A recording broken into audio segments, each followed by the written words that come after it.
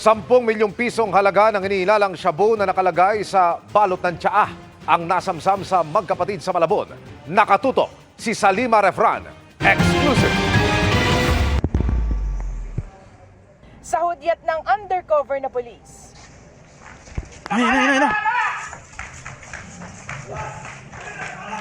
Agad na sinunggaban ng mga operatiba ng Malabon City Police Station ang magkapatid na target ng bypass operation sa Barangay Flores, Biyernes na madaling araw.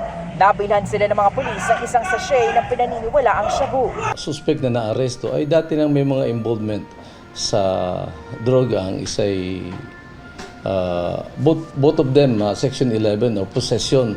At ang isa dito ay nag-plea bargaining. Kaya siya ay nakalabas uli. Unfortunately, bumalik siya doon sa dati niyang gawin. Na-recover sa magkapatid ang aabot sa 1.5 kilo ng hinihinalang shabu.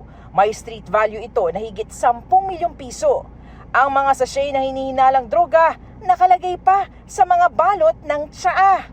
Instead na sana ay nagtanda na dahil nakaranas na ng pagkakulong, bumalik pa din dun sa nag-escalate pa yung kanilang criminal activities from mere possession or using lang ng illegal na droga. Ngayon ay pagbebenta na o sale na. Wala po kami alam doon.